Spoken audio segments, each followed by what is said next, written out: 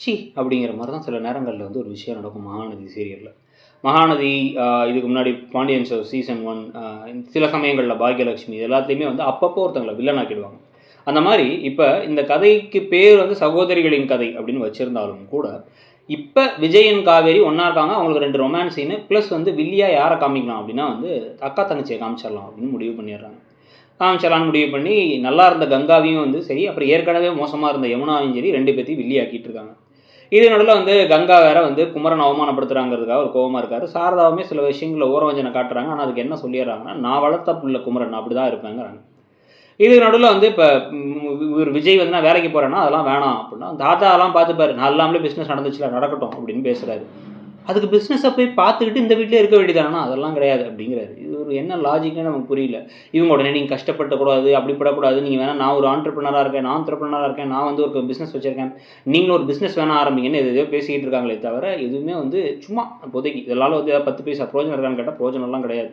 இத வந்து அவர் நெனச்சா அங்க போய் 1000 குடும்பத்தோட ஒரு இவர் மேல நம்பி 1000 பேர வந்து ஒரு எம்ப்ளாயீஸா வச்சுட்டு, நேரா கிளம்பி இங்க வந்துட்டு தாத்தா, பாட்டி அம்போன்னு விட்டு, இதையும் அம்போன்னு விட்டதெல்லாம் வந்து ஒரு கிறுக்குத்தனம் தான். ஸோ இப்போ இது கேட்டால் அதில் வந்து லாஜிக் பாவம் அவர் ஒரு ஹீரோ மாதிரி அப்படி தான் நடந்துப்பார் அப்படின்னா அவர் ஹீரோ மாதிரிலாம் நடந்துக்கல லூஸ் மாதிரி நடந்துக்கிறாருங்கிறது தான் உண்மை. ஸோ வந்து இப்போ இதுக்கு இடையில வந்து பார்த்தீங்க அப்படின்னா இந்த கதாபாத்திரம் இப்படி பண்ணுதுன்னா இன்னொரு பக்கம் அதை விட மோசமாக காமிக்கணும்ல. அதனால என்ன பண்ணுறாங்க, யமுனா வந்து சாப்பாடெலாம் சமைச்சு வைக்க இவர் சாப்பாடை வாங்கிட்டு வந்து சாப்பிட்டு எனக்கும் உனக்கு எனக்கு ஒன்றும் கிடையாது, காலிலேருந்து கருவிட்டே மனசு ஏதோ யோசிச்சு தானே இருக்க அப்படின்னு நிவின் கடுப்பாக. ஆமாம், காவேரி எதுக்கு உங்கள்கிட்ட வந்து முதல்ல சொல்லணும், காவேரிக்கு உங்களுக்கு என்ன இருக்குது, அந்த வயிற்றில் வளர்கிற குழந்தை விஜய் குழந்தையா இல்லை அப்படின்னு இழுக்கும் போதே ஒரு ஃபோர்க் எடுத்து தட்டுறாரு. ஃபோர்க் நெத்தியில் இவங்க அடிச்சிருது, இவங்க நெத்தியில் லைட்டாக காயமாயிடுது. ஒரு கோபமாக போயிடுறாரு. உண்மையிலே சாப்பிட உட்காரும்போது வந்து எரிச்சல் தர மாதிரி பேசாதெல்லாம் அப்படி ஒரு கோவம் தரும். யமுனா மாதிரி ஒரு ஆள் கூடலாம் வாழ முடியாதுங்கிறது தான் உண்மை. ஆனாலுமே வந்து பார்த்தீங்க அப்படின்னா நிவினோட நிலைமை நினச்சா பாவமாக இருக்குது பல நேரங்களில். ஸோ இப்போ இதுக்கடையில் வந்து கங்கா குமரனுக்கு கால் பண்ணி சாரதா ஸ்வீட் வாங்கிட்டு வாங்கன்னு சொல்ல, நான் வாங்கிட்டு வந்துடுறேன் குமரன் கிளம்புறாரு. ஆனால் மருந்தா சொன்னாங்க எதுக்கு இப்படி போகிறீங்க அப்படின்னு சொல்லிட்டு இவங்க டென்ஷன் ஆகிறாங்க. டென்ஷன் ஆகிட்டு எடுபடி வேலை பார்க்குறாருன்னு கோவமாக இருக்க அந்த இடத்துக்கு யமுனா வந்துடுறாங்க. வந்துட்டு வந்து இந்த காவேரிக்கு மட்டும் எல்லாம் நடக்குது, காவேரியால் தான் எனக்கு வாழ்க்கையை நிம்மதி இல்லாமல் போயிடுது, நிவினும் காவேரி பின்னாடியே இருக்காரு, அவருக்கு காவேரியை மறக்க வரைக்கும் எனக்கு நிம்மதியே இல்லைன்னு பேசிகிட்டு இருக்காங்க. இதுக்கு ஈக்குவலாக அவங்களும் பேசுகிறாங்க. காவேரி வந்து அப்பாவுக்கு காவேரி மேலே தான் பாசம் ஜாஸ்தி, அவர் ராசி அப்படி, குமரன் கூட காவேரி காத்தா எல்லாம் செய்யணும்னு ஓடுறாரு அப்படி இப்படின்னு பேசிகிட்டு இருந்தாலுமே மனசுக்குள்ளார 2 பேருக்கு வெவ்வேறு இது இருக்குது. இவங்களுக்கு சந்தேகம் இருக்குது, இவங்களுக்கு வந்து ஒரு நான் தான் அக்கா ஆனால் எனக்கு ஒரு முக்கியத்துவம் கிடைக்கலங்கிற ஒரு ஏக்கம் இருக்குது. ஆனால் இதை டெவலப் பண்ணுற மாதிரி கொண்டு போயிட்டு இருக்காங்க.